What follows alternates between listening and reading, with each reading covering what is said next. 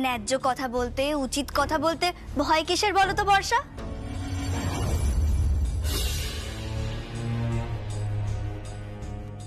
নাও নাও, এবার চলো, শাড়িগুলো আলমারিতে তুলে রেখে তুমি চলো, আমি আসছি। হ্যাঁ, তুমি তাড়াতাড়ি এসো। ঠিক আছে।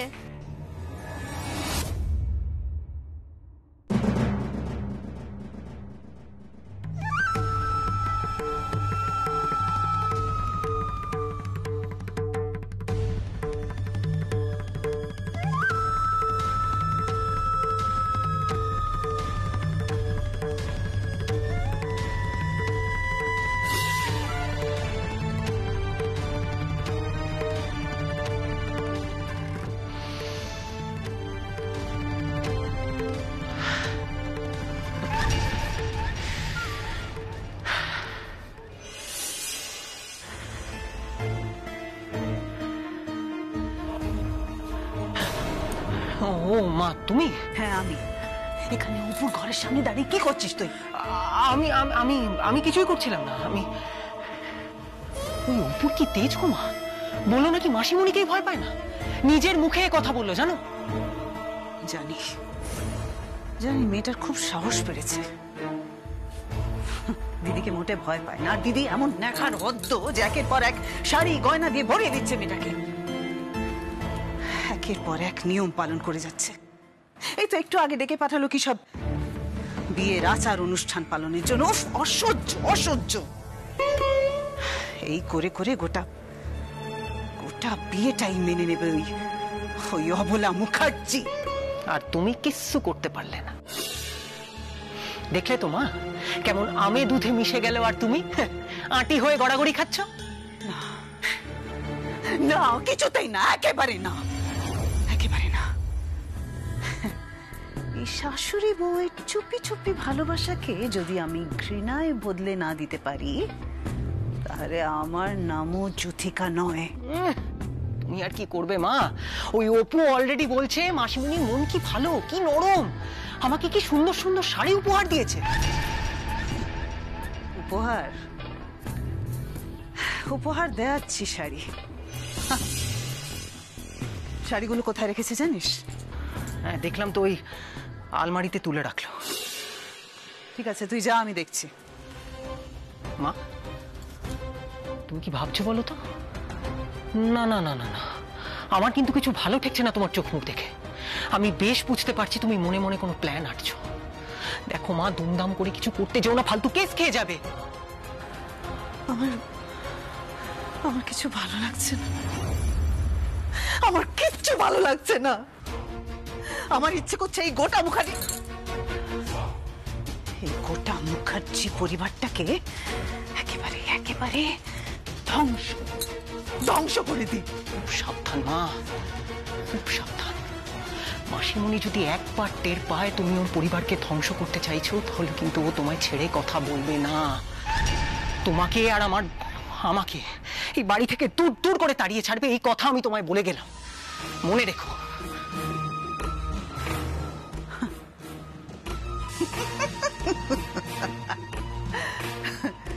এত সহজ আমাকে দূর দূর করবে? দেখাচ্ছি মজা।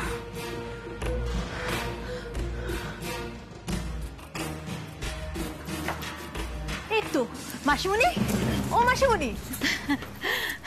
কি হয়েছে কি?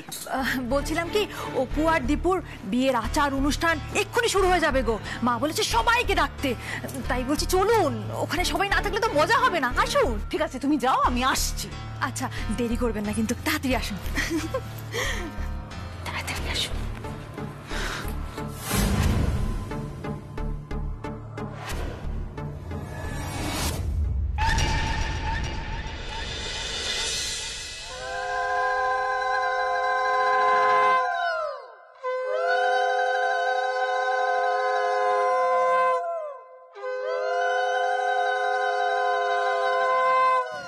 মা বলছি কি, এবার আমরা আচার অনুষ্ঠান শুরু করি? হ্যাঁ শুরু করো না, অপেক্ষা তো করছি। একবার এ আসছে তো সে চলে যাচ্ছে, সে আসছে তো ও আসছে না। সবাইকে কি নেমন্তন্ন করে এখানে আনতে হবে নাকি? তাড়াতাড়ি শুরু করো তো। তাছাড়া আচার অনুষ্ঠান আবার কি, এ তো কোনো রকমের নিয়ম রক্ষা। পাড়ার লোকে তো হা করে আমাদের বাড়ির দিকে তাকিয়ে থাকে। বিয়ের আসরে কোণে বদলে গিয়ে বৌদির বোনের সঙ্গে টুক করে বাড়ির ছেলের বিয়ে হয়ে গেল, এরকম তো কেউ কোনোদিন শোনেনি। শুনেছে কি? পাড়ার লোকে তো হা করে তাকিয়ে থাকবেই। নাও নাও, ঢং করো না তো, শুরু করো, শুরু করো দেখি। এই অপু, আমি কিন্তু তোমার পক্ষে। হ্যাঁ, তো নাও নাও, শুরু করো। যা বাবা, বিয়ের পরের দিনের আচার অনুষ্ঠান আবার বরপক্ষ কোনে পক্ষ কি সবাই এখানে বরপক্ষ। না না, মেজদা ভাই আমার দলে। অমনি না, মেজদা ভাই আমার দাদা, আমার দলে থাকবে। না না না না, আমি অপুর পক্ষে, ও আমার বোন, আমি ওর দলে। আচ্ছা, কথাটা কিন্তু মনে রাখিস মেজদা ভাই। হ্যাঁ,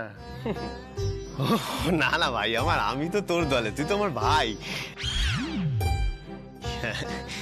এই অপু বলছি, সরি। হ্যাঁ, আসলে ও তো আমার নাটকের ছোটগুলো মাঝে মাঝে স্পন্সর করে দেয়, তাই একটু হাতে রাখতে হয়। হ্যাঁ, এই মেজদা ভাই, আমি কিন্তু সব শুনতে পাচ্ছি।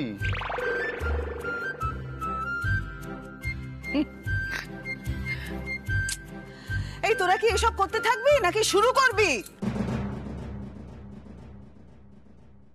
এই আমি দুধ জলের গামলার মধ্যে আংটিটা হারিয়ে দিলাম। তোমাদের কিন্তু খুঁজতে হবে, যে আগে খুঁজে পাবে সেই জিতে যাবে। এই দীপু, আমি বলি কি, অপু তো একটা বাচ্চা মেয়ে, আর আমাদের বাড়িতে নতুন, তাই খেলাগুলোতে ওকেই জিতিয়ে দে না। হ্যাঁ, না না, আমার কারোর দয়া চাই না মেজদা ভাই, আমি নিজে আংটি খুঁজবো আর জিতেও দেখাবো।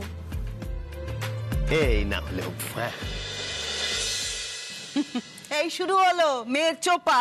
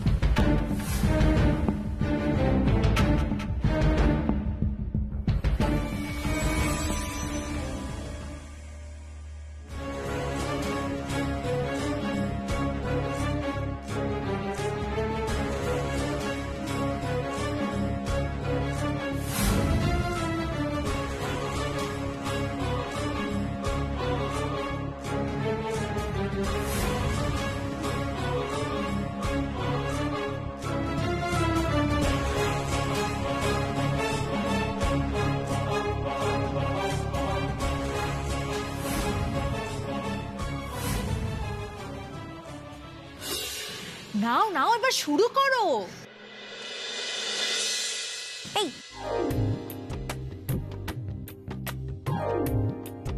আপনি আগে আগে গামলায় হাত ডোবাচ্ছেন কেন? একসাথে হাত ডোবাবো। নিজেকে খুব চালাক মনে করেন তাই না?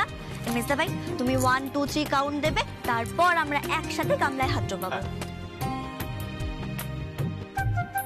এই যে মেয়ে, তুমি এত ঝগড়ুটে কেন গো? এমা, এতে ঝগড়ুটের কি আছে আন্টি 2? আমি তো সত্যি কথাই বলেছি। আর আমি শুধু শুধু দীপু বাবুকে কেন জিততে দেবো বলুন তো? আপনি কি বলেন আন্টি 1? এই মেয়ে, তুমি এত কথা বলো কেন? হ্যাঁ, সারাক্ষণ খালি বক বক বক বক, মাথাটা একেবারে ধরিয়ে দিল।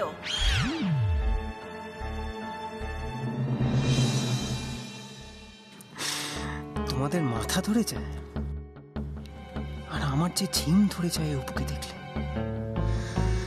কেমন যেন একটা অস্থির অস্থির লাগে এই শরীরটা। ওমা, বক বক কোথায় করলাম মেজদি ভাই? অপু তো এখন একদম কম কথা বলে, খুব শান্ত হয়ে গেছে এখন।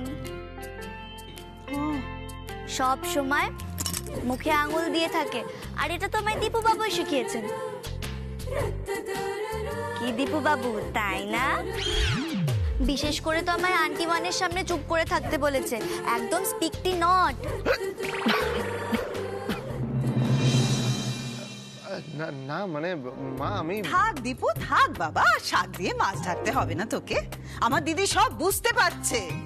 কি রে দিদি, বুঝতে পারছিস তো? আমি জানি মা, তুমি অপুর সব কথাতে ভুল ধরো না। তুমি নিজেও জানো অপু অনেক ক্ষেত্রে সত্যি কথাও বলে, কিন্তু অপুর প্রতি তোমার অভিমান অপুকে সমর্থন করতে দেয় না, তাই তুমি চুপ করে থাকো। কিন্তু তুমি অপুকে মনে মনে কোথাও যেন মেনে নিচ্ছ, আর তাই তুমি ওকে শাড়ি গয়না এসব দিচ্ছ। আর একদিন তুমি অপুর সব স্বপ্নকেও হয়তো এভাবেই মেনে নেবে।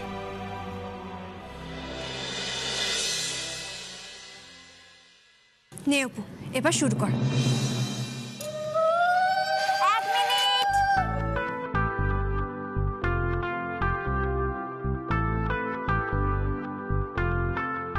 আগে মেজদাবাই কাউন্টিং দেবে, তারপর ও হ্যাঁ, আমি বলবো 1 2 3 1 2 3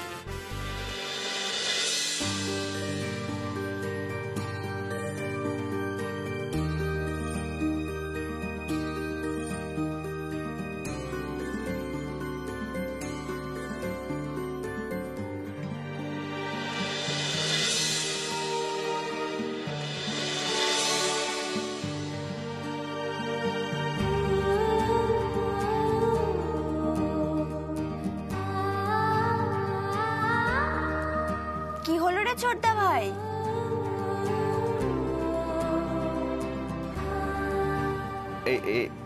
কি হলো দীপু, খুঁজে পেলি ভাই আমার?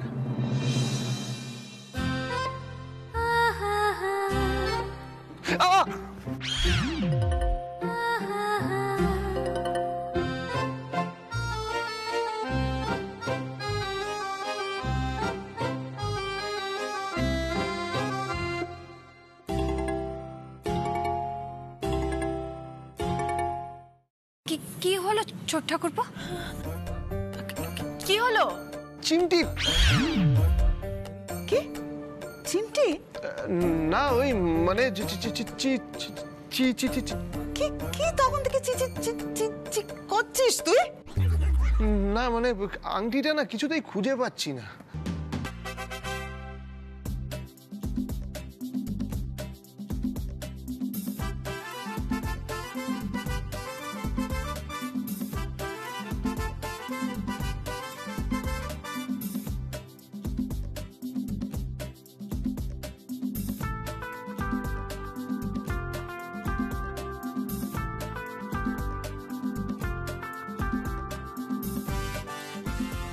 উফ, আমি তো আংটিটা খুঁজেই পাচ্ছি না। আপনি কি আগে খুঁজে পেয়ে গেছেন নাকি?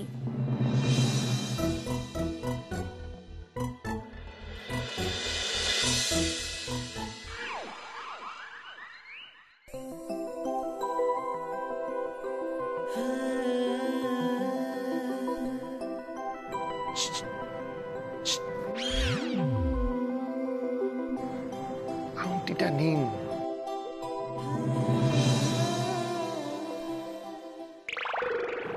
বাবা আংটিটা নিন, আমি পেয়ে গেছি, আপনাকে দিয়ে দিচ্ছি, নিন। দূর বাবা, আমি কিচ্ছু বুঝতে পারছি না। আপনি যে কি ইশারা করছেন তখন থেকে, স্পষ্ট কথায় বলুন। ওসব ইশারা টিশারা আমি বুঝি না।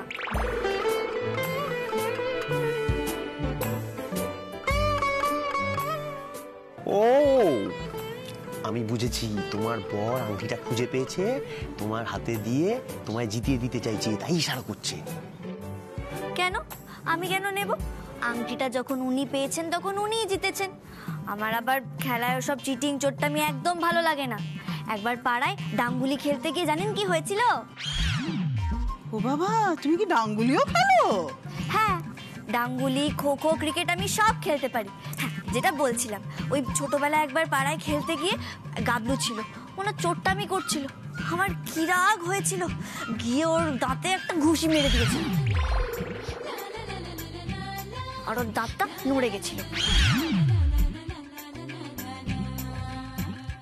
দীপু ভাই আমার, সাবধান, হ্যাঁ, দাঁতগুলো সব গুনে একদম যত্নে রাখিস, বুঝেছিস? বাবারে বাবা, কি দোষী মেয়ে রে বাবা। আর সেই মেয়ের হয়ে আমাদের দীপু কিরকম কথা বলছে দেখো না। আর তাতে হয়েছে নাকি? কি আর হবে, জলের মধ্যে লুকিয়ে লুকিয়ে কিরকম আংটিটা ধরিয়ে দিচ্ছে, দেখতে পাওনি? তো ও তো নেয়নি, ও তো সত্যিটা বলে দিল। দীপু, তুই তো দেখছিস একেবারে বউয়ের বশ হয়ে যাচ্ছিস, একেবারে কাঠের পুতুল হয়ে যাচ্ছিস রে। এমা, কাঠের পুতুল হতে যাবে কেন? কাঠের পুতুল আবার এত বড় হয় নাকি? ওগুলো তো ছোট ছোট হয়। এই দিদি ভাই, তোর মনে আছে বাবা একবার রথের মেলা থেকে আমাদের একটা বর পুতুল আর একটা বউ পুতুল এনে দিয়েছিল, আমরা ওদের বিয়ে দিতাম। এই এসব কথা এখানে কেউ এইভাবে বলে? বল। ভালো কথাই তো বললাম দিদি ভাই, আমরা কত খেলতাম বলতো, বিয়ে দিতাম। তোর মনে আছে ওই বর পুতুলের নাকটা একটু খেঁদা ছিল, আমাদের দীপু বাবুর নাকের মতো।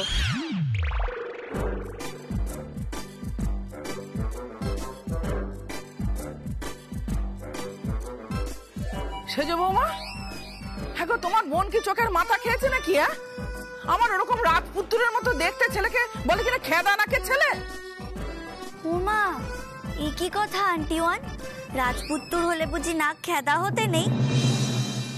রাজপুত্তুর, রাজকুমারী, রাজকন্যা সবার বিচার রূপ দিয়ে হয় নাকি গুণ দিয়ে হয়? দেখেছিস দিদি? দেখ দেখ মেয়েটা তোকে কিভাবে জ্ঞান দিচ্ছে, দেখ। বড় বৌমা, যা যা নিয়ম কানুন আচার অনুষ্ঠান আছে তাড়াতাড়ি সেরে ফেলো। সূর্য ডুবলে কিন্তু কাল রাত্রি শুরু, আর আমি চাই না কাল রাত্রি শুরু হলে ওরা একে অপরের সঙ্গে দেখা করুক, তাহলে কিন্তু অনর্থ বাঁধাবো বলে দিলাম। তাড়াতাড়ি করো।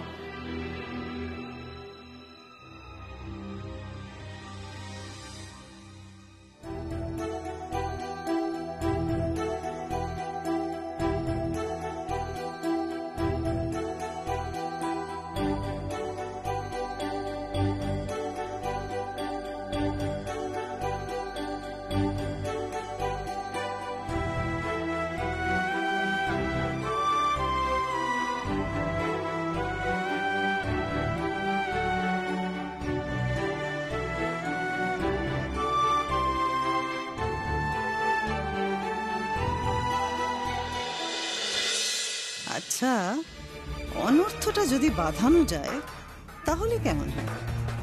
আজকাল রাত্রির রাতে যদি দীপু আর অপু সত্যি সত্যি দেখা হয়ে যায় তাহলে কেমন হয়?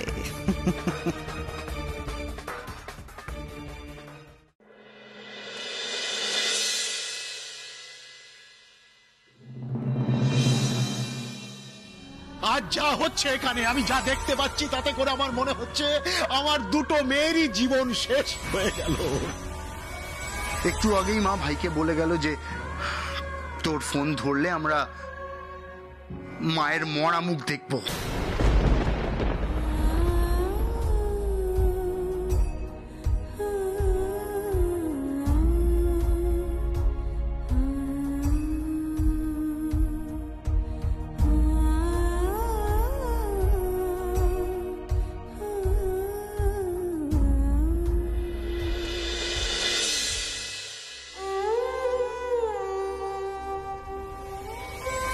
আমি চাকরি করব না দীপু বাবু। এ নাও তোমার চা।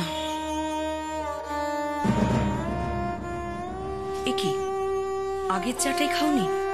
সেই 1 ঘন্টা আগে তো দিয়ে গেছি। অন্যান্য দিন হলে তো আধ ঘন্টা অন্তর অন্তর চা চাও। থাক, ওটা আর খেতে হবে না, এটা খাও, ওটা ঠান্ডা হয়ে গেছে। ইচ্ছে করছে না গো। সে তো কাল থেকে দেখে আসি তোমার কিছু ইচ্ছে করছে না। বেআইয়ের ফোনটা আসার পর থেকেই দেখছি তুমি থম মেরে বসে আছো। কেন বলো তো? বউ ভাতে যেতে বলেছে তাই না? দেখো, একটা না একটা সিদ্ধান্ত তো আমাদের নিতেই হবে। যদি না যেতে ইচ্ছে করে ওনাকে জানিয়ে দাও। ছোট মেয়েটার কথা আমি ভাবছি না, কিন্তু বড় মেয়েটার মুখের দিকে তাকিয়ে তো আমাদের যাওয়া উচিত। বলো, সুপুর দিকে তাকিয়ে অন্তত যাওয়া উচিত। কোন মুখে যাব পরমা? বলতে পারো কোন মুখে যাব আমি সেখানে? আমি মানছি যে বেআই মশাই বারবার করে অনুরোধ করলেন, ফোন করলেন, আমাকে এটাও বললেন যে সবকিছু ঠিক হয়ে যাবে সুবীর বাবু, সময় সময়। দেখবেন আপনার ছোট মেয়ে একদিন এই মুখার্জি বাড়ি সবার মন জয় করবে। শুনতে ভালো লাগলো, কিন্তু আমি যে ভরসা পাচ্ছি না পরমা, একদম পাচ্ছি না। কেন জানি না আমার খালি মনে হচ্ছে যে ও বাড়িতে গিয়ে আমি মাথা উঁচু করে দাঁড়াতেই পারবো না। বাবা বাবা বাবা, অপু বারবার ফোন করছে, বারবার কেটে দিচ্ছি তাও ফোন করছে। কি বলবো বুঝতে পারছি না। ও বাবা, বাবা বলো না কি বলবো। বলছি কি, তুমি কি একবার অপুর সঙ্গে ফোনে কথা বলবে?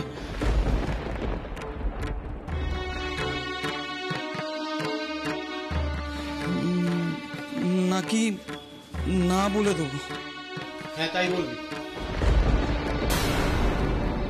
ওকে বল যে বাবা ওর সঙ্গে কথা বলতে চায় না, আর ও বারবার এখানে ফোন করছে কেন? কেন আবার? আমরা কালকে ওর বউ ভাতে যাবো কিনা সেটাই জানার জন্য ফোন করছি। ও আচ্ছা আচ্ছা আচ্ছা আচ্ছা, মানে এত কিছু ঘটে যাওয়ার পরে ও ভাবছে যে কালকে আমরা ওখানে যাব? হ্যাঁ, কোনো দরকার নেই মা। ভাই শোন, ওকে বলে দে যে কালকে আমরা ওখানে যাব না। বাবা শোনো, আমার মনে হয় ওখানে যাওয়া কালকে আমাদের একদমই উচিত নয়। কিন্তু সুপুর শ্বশুরমশাই যে বারবার ফোন করে বললেন। মা সে যেই বলে থাকুক না কেন, যতবারই বলে থাকুক না কেন, সবকিছু জেনে শুনে ওখানে গিয়ে আবার অপমানিত হওয়ার কোনো দরকার নেই। অবশ্য তোমরা যেতেই পারো, তবে আমি কালকে যাব না। কালকে কেন, আমি কোনোদিনও যাব না। চুপ কর তোরা, চুপ কর চুপ কর। কেন এভাবে কথা বলছিস? কেন বুঝতে পারছিস না? বিআই মশাই ফোন করে বারবার করে বলে দিয়েছেন যাবার কথা, অনুরোধ করেছেন। তার তো একটা সম্মান আছে নাকি?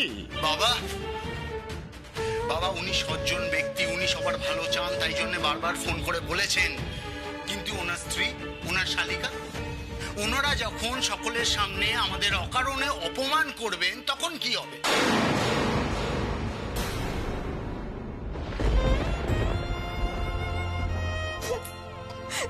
ছোটদা ভাই, তুইও আমার ফোনটা ধরবি না নাকি বাবা তোকে বারণ করেছে বলতো?